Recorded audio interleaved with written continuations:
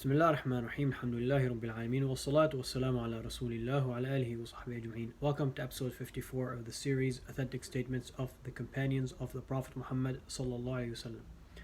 In this episode we'll take the story that Zaid bin Thabit radiallahu anh narrates. He said, Abu Bakr radiallahu anh sent after me after the death of Ahlul Yamama, after the battle of Al-Yamama, when a lot of the Muslims from the Sahaba who were from the Qur'an, those who had the Qur'an memorized, a big number of them was killed. Again, not all of them. Obviously, there's a lot of companions, many companions who memorized the Qur'an from the Prophet ﷺ and received it and learned it from him directly.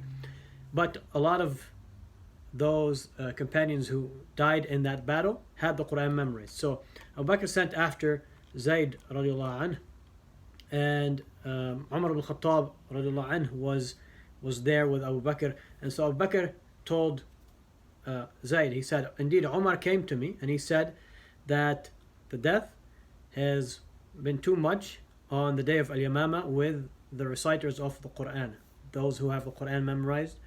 A lot of them passed away or were killed in that battle on the day of Al-Yamama. And I'm afraid that more of the Qur'an, more of those companions of the Prophet ﷺ who have the Qur'an memorized will be killed in different places where there's battles, where there's fighting. They might be killed. More of them might be killed in other places as well. And so some of the Qur'an or a lot of the Qur'an might be lost because of that. The people who have it memorized, if most of them or a lot of them are killed, they keep on getting killed in different battles in different places. Then I'm afraid that a lot of the Qur'an might get lost, might not be preserved. And I see this is all what Umar is telling Abu Bakr radiallahu anhuma. And I see that you should command that the Qur'an be compiled. That the Qur'an be compiled. So Abu Bakr is saying, so I told Umar, how are you going to do something that the Prophet ﷺ did not do? And I want to stop at this for a second to see, because unfortunately today we get so many Muslims who deny that there are things that are new, are innovations. They say what's wrong with it, something good. Yeah, the Prophet ﷺ and his companions radiallahu anhum didn't do it, but what's wrong with it? It looks like something good. It's a good innovation. All kinds of nonsense, as if innovations are something good, when we have seen all the texts in the Quran and Sunnah extensively, and how the companions stuck to the Sunnah and stayed away from innovations. And we see all the texts that warn us from the dangers of innovations and adding things into the deen, because our deen is perfect. And whatever was not deen, part of our deen during the time of the Prophet Muhammad ﷺ, then it's not part of our deen today. And anything added to the deen will be rejected. If anything that's not from it will be rejected. So all that is well-established principle in our deen. But I want to stop at this statement to see how the companions stuck to the Sunnah, and even something as simple. The Quran was already written down during the time of the Prophet Muhammad ﷺ. It was written down on different, things, and we'll get to that. Different things that they had tools of writing back during those times. So it was already written down during the time of Prophet Muhammad ﷺ. It just wasn't compiled together. But so something as simple as just compiling what was written during the time of the Prophet Muhammad ﷺ, the Quran that was written, compiling it together. And Abu Bakr told Umar, how are you going to do something that the Prophet ﷺ did not do? He was hesitant to even do something as simple as that, just compiling the Quran that was written during the time of the Prophet Muhammad ﷺ. So Umar said, this, by Allah, is indeed something that is good. Compiling it is something good, has a benefit in it. And Abu Bakr said, Umar kept discussing it with me until Allah opened up my chest for that. Until he felt at ease and was convinced that this is something good. And he saw what Umar was seeing in the benefit of compiling the Quran. And so Abu Bakr continued on telling Zaid. He said, telling Zaid radiallahu anhu, he said, indeed, you are a young man who of sound intellect, aqil, لا نتهمك. We don't accuse you. We don't accuse you of anything. We don't doubt that you're trustworthy. In other words, we don't accuse you, meaning we don't doubt that you are trustworthy. And you used to write down the revelation for the Messenger of Allah sallallahu alaihi wasallam. During the time of Prophet sallallahu alaihi wasallam, Zaid radiallahu anh was one of the people who used to write down the wahi, the revelation of the Quran, write it down for the Prophet sallallahu alaihi wasallam. So again, he mentioned here 4 characteristics. As the scholar said, he mentioned these 4 characteristics of Zaid. He was a young man, so young meaning he has the energy and be able to put in the effort to undertake this huge task. It's not an easy task. And he has sound intellect. He has sharp mind, sound intellect. He, knew the Quran well, and he was, had the intellectual ability to do this task. They didn't accuse him. He was trustworthy, and he used to write down the revelation for the Prophet Muhammad during his lifetime. So he said, فَتَتَبَّعِ الْقُرْآنِ, and go around looking for the Quran, what that was written down, and compile it together from different people, different companions who had different parts of it written down. Go around looking for it and compile it.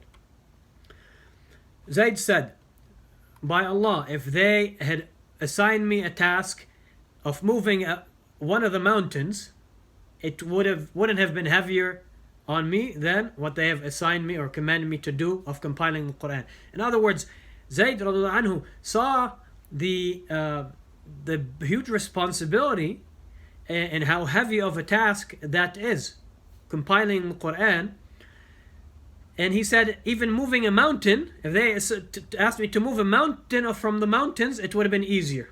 It would have been lighter on me.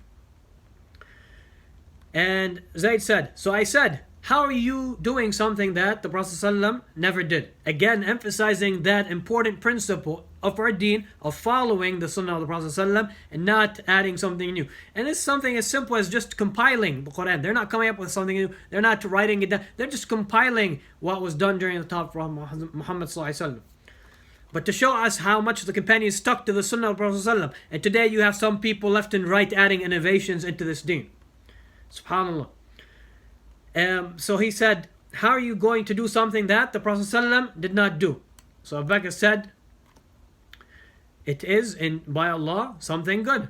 Compiling is something good. It has benefit in it. It's something good. And Abu Bakr kept on discussing and convincing Zayd until Zayd said, until Allah opened my chest to whatever Abu Bakr and Umar were convinced of compiling the Quran, that this is something good, it has benefit in it. So Zayd said, he saw what they saw, and he saw the benefit in that, in the need for compiling the Quran. So he said, فَتَتَبَّعْتُ الْقُرْآنِ. He went around looking for the Quran with the different companions of the Prophet ﷺ, رضي الله عنهم أجمعين, and that they had the different surah or verses written down, and he went around looking for it to gather it, and he was looking specifically for what was written down, because of course himself and other companions had it memorized, but he was looking for what was written down on leather, on animal skin, on date palm tree leaves, on bones, on rocks. Those are the tools that they had back then that they used to write on. So he went around looking for all the different surahs and verses of the Quran to compile it. And of course, and he said, وَصُدُورِ الرِّجَالِ, and the chests of men, meaning what they have had memorized. So he wanted to find every single verse written down in addition to what him and some of the other companions had memorized. So to double check and double confirm, make sure what was written down during the Prophet ﷺ and what they had memorized, several people all confirming that this is the Quran, to show us the preciseness of it and the accuracy of it. This isn't something, some random thing, but rather a very precise and accurate process through which the Quran was compiled together to verify every single verse in it, that this was written during the time of the Prophet Muhammad ﷺ, and confirmed by the companions who had the Quran memorized, who received it directly from the Prophet ﷺ. And the Quran was preserved orally. The companions learned the Quran from the Prophet ﷺ verbally. He taught it to them, and that's how they memorized it. And that's how they taught it to the generation that came after them. And Zaid said he went around looking for the Quran, compiling it, until he found the last, the ending of Surah At-Tawbah with Abi Khuzaymah al-Ansari. He said, I didn't find it with anyone besides him. Meaning he didn't find it written down with anyone besides him. So he was the only one that Zaid found it written down with. Again, what was written down from during the time of Prophet Muhammad ﷺ. That doesn't mean he was the only one who had it memorized. Zaid and the other companions who had the Quran memorized, there's many companions who had the whole Quran memorized. They of course had these verses memorized, but Abi Khuzaymah al-Ansari had it, was the only one who had it written down, and they had it memorized, again confirming for each other these verses. لَقَدْ جَاءَكُمْ رَسُولٌ مِّنْ أَنفُسِكُمْ عَزِيزٌ عَلَيْهِ مَا عَنِتُّمْ, until the ending of the surah. And then Zaid continues, said, and so the Suhuf, the compiled Quran, was with Abu Bakr until he passed away, radiyallahu anhu. And then after that it was with Umar during his lifetime, and then after that was kept with Hafsa, the daughter of Umar, radiyallahu anha. And that's the story of how the Quran was compiled. And of course there's a lot more other details as well, but this summarizes the overview of it, and there's a lot of points of benefit in that. We see how the companions stuck to the Sunnah of the Prophet ﷺ and were very cautious from introducing anything or doing anything the Prophet ﷺ did not do, even if it was something as simple as compiling the Quran, which was written down during the time of Prophet Muhammad ﷺ. And we saw how the companions consulted together. We saw how they all agreed together. By the end, they all agreed that this is something good, that it's important, it has benefit to compile the Quran. And as we know, of course, later on, the Quran, when it was with Hafsa radiallahu anha during the Khilafah of Uthman, and when Uthman wanted to have it copied down, copies made from the Quran, from that copy that was compiled, he made multiple copies, and different parts were sent. Different copies of the Quran were sent to different parts or different regions, and that's when the Quran was sent out, the written Quran. Otherwise, the Quran always have and always will be learned and taught verbally. That's the primary way through which the Quran was preserved and passed down from the Prophet Muhammad ﷺ to his companions and to the generation after them, from generation to generation until our day, until the day of judgment. It was learned and taught verbally, and the copy that we have of the Quran, that is a supplement. That's an addition to having so many people, so many Muslims having the Quran memorized by heart, and that's how the Quran is preserved. That's how the Quran is learned and passed down verbally by people memorizing it.